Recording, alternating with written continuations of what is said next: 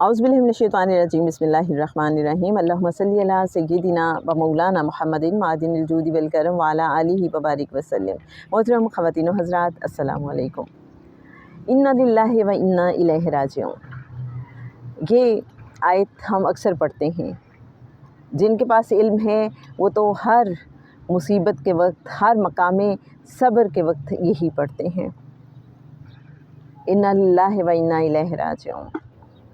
जब भी कोई सदमा पहुँचे तो भी यही पढ़ते हैं कि बेशक हम अल्लाह ही के हैं और हमें उसी की तरफ लौट के जाना है।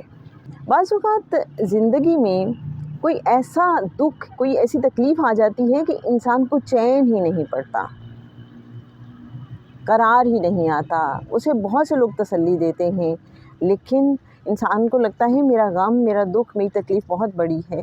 उसे कोई रास्ता सुझाई नहीं देता। उसे लगता है सारे दरवाज़े जैसे बंद हो गए हों। उसे लगता है कि जैसे कहीं कोई रास्ता नज़र नहीं आ रहा।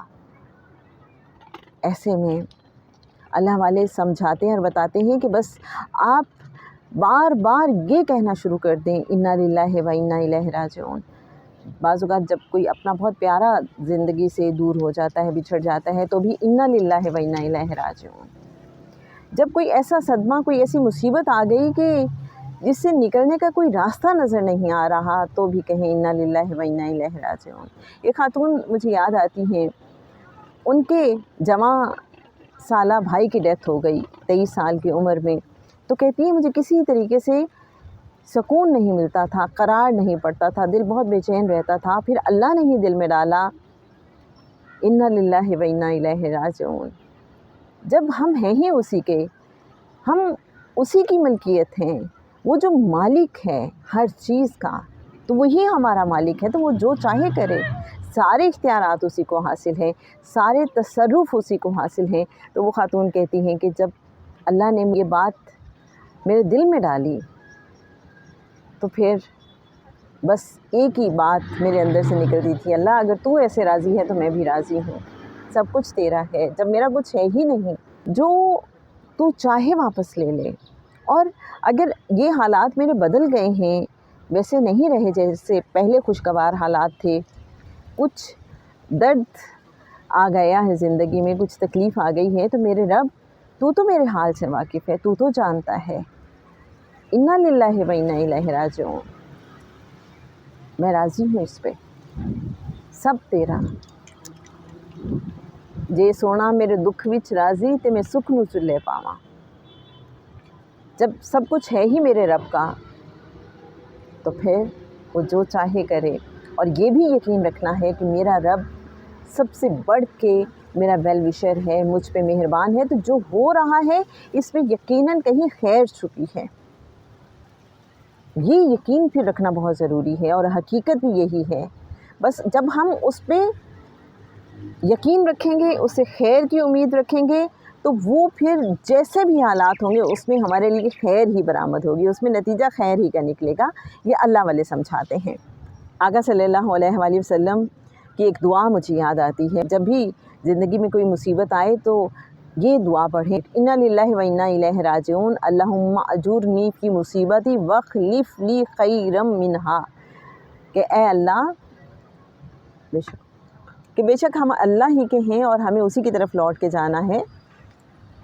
ए अल्लाह, ये जो मुसीबत मुझ पे आन पड़ी है, इसका मुझे बेहतरीन अजर अता फ़रमा और इसे बेहतरीन से बदल दे, इसका बेहतरीन मुतबादल मुझे अता फ़रमा दे। आप कभी आज़मा के देखिए कि ना सिर्फ वो जो मुश्किल होगी उसमें दिल में एक ठहराव आ जाएगा, दिल में एक सुकून आ जाएगा, बल्कि साथ साथ ये भी होगा कि बेहतरीन से सिचुएशन बदल जाएगी।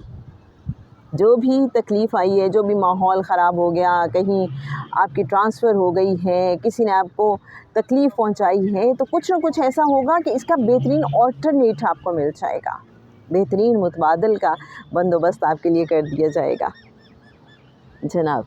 तो इन्ना लिल्लाहि व इन्ना इलैहि राजिऊन। सूरह बकरा की मैं आयत इस हवाले से जब देख रही थी और मेरे ज़हन में आया कि अल्लाह ने तो खुशखबरी दी है किनको, सब्र करने वालों को। ये सब्र करने वाले होते कौन हैं, कौन से लोग हैं जिनको ना सिर्फ खुशखबरी दी गई है بلکہ ان کو انعامات سے بھی پھر بعد میں نوازنے کا اعلان کیا گیا ہے۔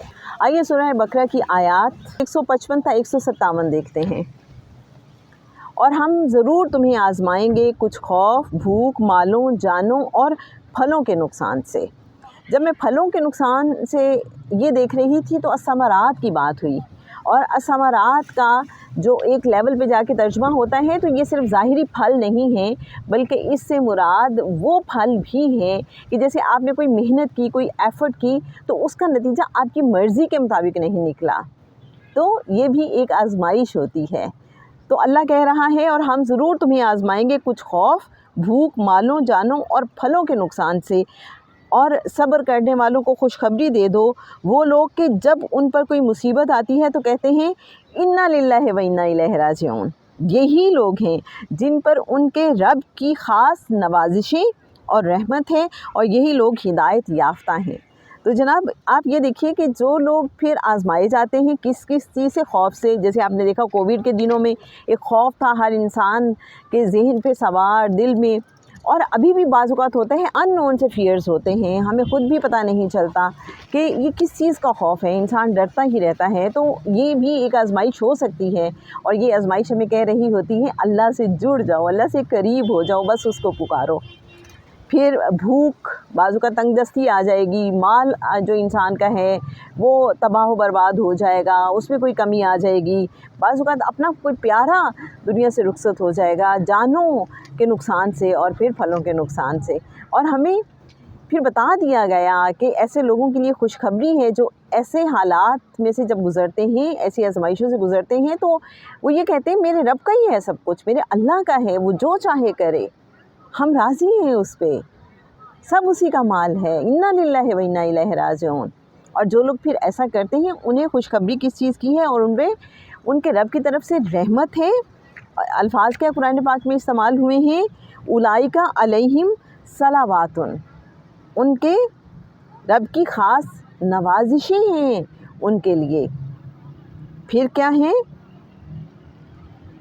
اولئک علیہم صلوات من ربہم ورحمۃ، اور رحمت ہے، ہم سب لوگ ہی رحمت کے متلاشی رہتے ہیں، تو اگر ہمیں رحمت چاہیے تو بس ہم نے یہ رویہ اختیار کرنا ہے کہ صابرین میں سے ہونا ہے، اور جو بھی حالات آئیں زندگی میں جو ہمیں کچھ انکمفرٹیبل کر دیں تو ہم کہیں انا للہ و انا الیہ راجعون، اور دل سے اس پہ راضی رہیں، تو پھر ہمیں ہمارے رب کی طرف سے نوازشات بھی عطا ہوں گی، رحمتیں بھی عطا ہوں گی، اور اس کے ساتھ ساتھ فرمایا گیا وَأُولَئِکَ هُمُ الْمُهْتَدُونَ، اور یہی ہدایت والے ہیں، تو ہدایت یافتہ بندوں میں بھی ہم شامل ہو جائیں گے۔ جناب کیا کہتے ہیں آپ، انا للہ و انا الیہ راجعون۔ بس جب بھی دل بے چین ہو، بے قرار ہو، کچھ بھی زندگی میں لاس ہو جائے، کچھ بھی انوانٹیڈ سی سچویشن ہو، تو بس ہم کہتے رہیں انا للہ و انا الیہ راجعون، اللہم اجرنی فی مصیبتی واخلف لی خیرا منہا۔ اللہم صلی علی سیدنا و مولانا محمد معدن الجود والکرم وعلی آلہ وبارک وسلم۔